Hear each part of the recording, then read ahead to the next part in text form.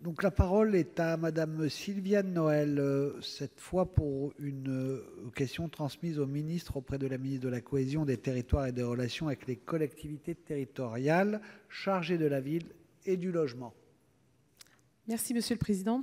Monsieur le Ministre, mes chers collègues, vivre et travailler en Haute-Savoie coûte cher. C'est une réalité qui pose aujourd'hui de sérieux problèmes sur le marché de l'emploi de ce département, tous secteurs d'activité confondus, publics comme privés. Avec plus de 10 000 nouveaux habitants chaque année en Haute-Savoie, il devient compliqué de maintenir certains services à la population, pourtant vitaux, par manque de candidats. En effet, les agents qui arrivent du reste de la France renoncent au bout de quelques mois à rester en poste du fait du coût élevé de la vie, en moyenne bien supérieur par rapport à la moyenne nationale. C'est principalement ce motif du coût de la vie, et notamment du logement, qui empêche les fonctionnaires et les salariés de s'installer durablement.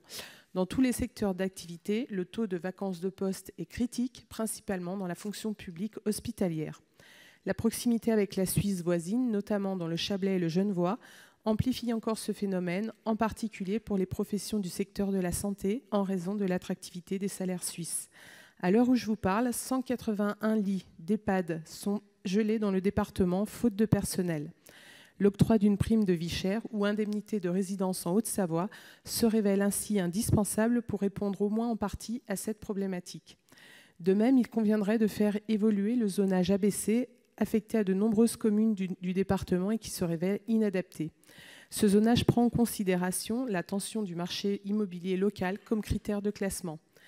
Or, nombre d'entre elles sont classées en zone B2 alors qu'elles mériteraient un classement en zone B1. À titre d'exemple, un appartement à Chamonix coûte en moyenne à ce jour 6 454 € du mètre carré et 8 467 € pour une maison. Bloquée en zone B2, la commune est ainsi privée de nombreuses aides à l'investissement locatif intermédiaire, notamment le dispositif fiscal de TVA à taux réduit qui s'applique au logement intermédiaire porté par les investisseurs institutionnels en zone A et B1. Le caractère doublement frontalier, hautement touristique et très attractif d'un point de vue de la démographie font incontestablement de la Haute-Savoie un territoire atypique. La mise en œuvre d'un zonage et de dispositifs adaptés aux particularités de ce territoire est incontournable et constitue un enjeu majeur pour le maintien des populations, le dynamisme économique et la vitalité des services publics. Je souhaiterais donc connaître, Monsieur le Ministre, les intentions du gouvernement à ce sujet. Je vous remercie. Merci. Bien, Monsieur le Ministre, vous avez la parole.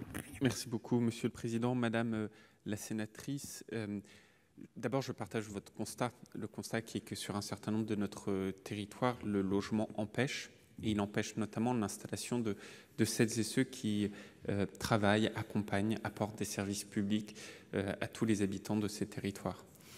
Le deuxième élément que je partage, c'est qu'il faut avoir une politique du logement qui permette de répondre à cela.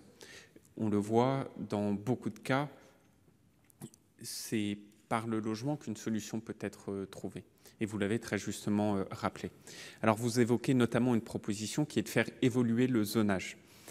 Moi j'ai une conviction, c'est que la politique du logement, elle est beaucoup trop centralisée, qu'il faut beaucoup plus la territorialiser, que c'est un fait. Depuis 2 ans et demi que je suis ministre en charge du logement et de la ville, je vis avec ce zonage. Enfin, vous aurez remarqué que dans les nouveaux dispositifs que j'ai créés, comme le de Normandie dans l'ancien, j'ai fait en sorte qu'ils ne soient pas zonés, mais j'ai fait en sorte que ce seront les communes qui mettent en place des opérations de revitalisation du territoire qui directement deviennent éligibles à ce dispositif. Parce que la réalité territoriale, elle est avant toute autre chose connue par les élus locaux ou les agents qui y travaillent.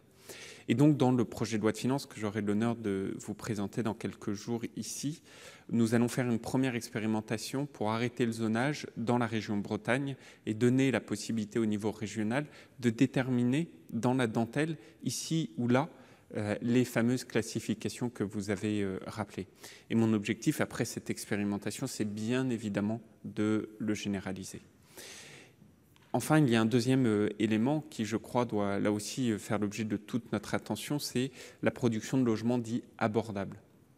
Ça passe évidemment par la production de logements sociaux, évidemment, que ce soit une grande fermeté dans l'application de la loi SRU, ou que ce soit un accompagnement de l'ensemble des bailleurs sociaux que nous faisons activement aujourd'hui.